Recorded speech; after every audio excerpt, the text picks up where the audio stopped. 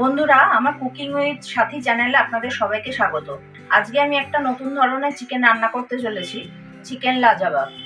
এটার জন্য প্রথমে আমাকে চিকেনটাকে ম্যারিনেট করে নিতে হবে। আমি 1.5 কেজি চিকেন নিয়েছি। এটা ম্যারিনেশনের জন্য লাগবে 2 টেবিল চামচ বড় টেবিল চামচের আদা রসুনের পেস্ট, গোলমরিচ গুঁড়ো 2 চামচ, আর দই হচ্ছে 200 গ্রাম, আর হলুদ গুঁড়ো আর নুন দিয়ে এটাকে ম্যারিনেট করে অন্তত 1 ঘন্টা রেখে দিতে হবে। নুনটা আমি আন্দাজে দিয়ে দিলাম। এবার আপনারা আপনাদের স্বাদ অনুসারে নুনটা দেবেন। দইটা দিয়ে দিচ্ছি,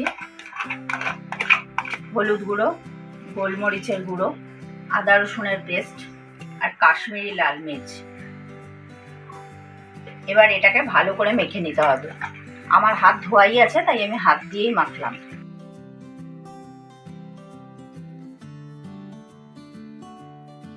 এটা ভালোভাবে মাখা হয়ে গেছে। এবার এটাকে 1 ঘন্টা ম্যারিনেশনে রেখে দিতে হবে। কড়াইতে পরিমাণ মতো তেল দিয়ে নিয়েছি। এবার এর মধ্যে পেঁয়াজ কুচনো দেবো। এখানে আমি 1/2 কেজি পেঁয়াজ দিয়েছি।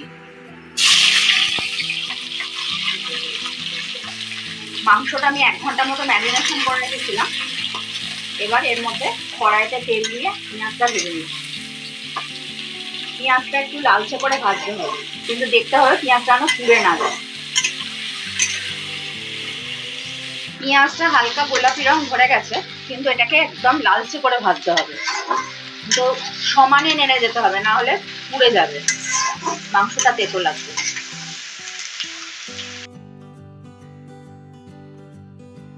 আমার পেঁয়াজটা ভাজা হয়ে গেছে। এবার তেলটা ছেঁকে ছেঁকে পেঁয়াজটা তুলে নিচ্ছি।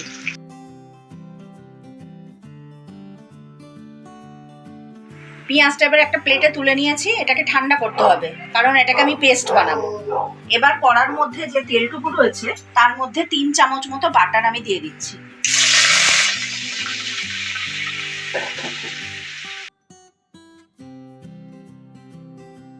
এবার এর মধ্যে ম্যারিনেট করা মাংসটা দিয়ে দেবো।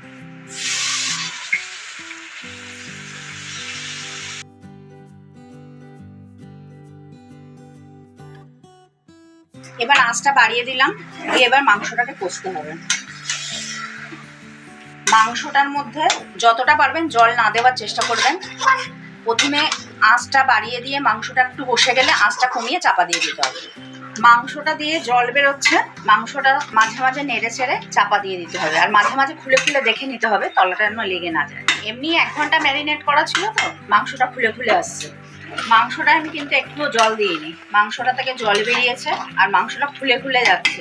এবার আমি এর মধ্যে বেরেস্তাটা, মানে যেটা পেঁয়াজ ভেজে রেখেছিলাম আর কি, বেরেস্তা টাইপের, সেটা দিয়ে দেবো। এবার মাংসটার সাথে এটা ভালো করে মিশিয়ে নিই। এবার এর মধ্যে 1 চা চামচ ধনে জিরে গুঁড়ো দিয়ে দিলাম, আর 1 বড় চামচের কাজু গুঁড়ো দিয়ে দিলাম।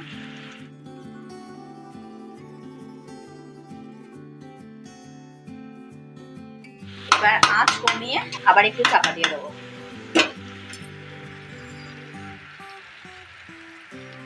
আমার একটু মনে হচ্ছে মাংসটা লালচে হবে, তাই জন্য একটু কাশ্মীরি লঙ্কার গুঁড়ো এর মধ্যে দিতে হবে,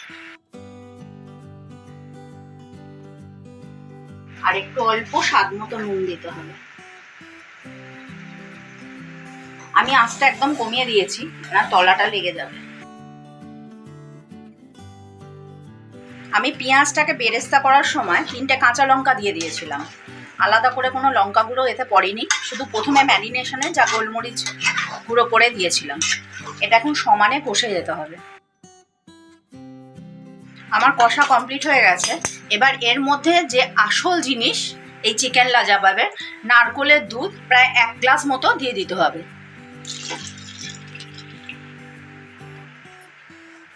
আমার কাছে আর একটু বাড়তি ছিল, সেটাও দিয়ে দিলাম। এবার এটাকে ভালো করে মিশিয়ে নিতে হবে।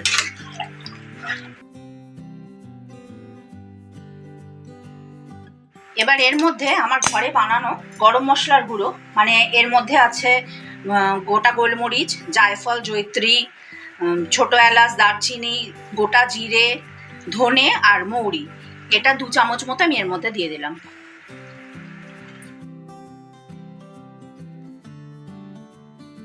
এবার আবার একটু আঁচটা সিম করে চাপা দিয়ে দিতে হবে। এবার গ্যাসটা অফ করে এটাকে ঢেলে নিচ্ছি।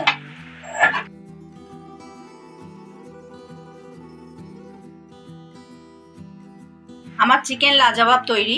যদি রান্নাটা ভালো লেগে থাকে তাহলে লাইক, শেয়ার এবং সাবস্ক্রাইব করবেন এবং কমেন্ট করে জানাবেন কেমন লাগলো।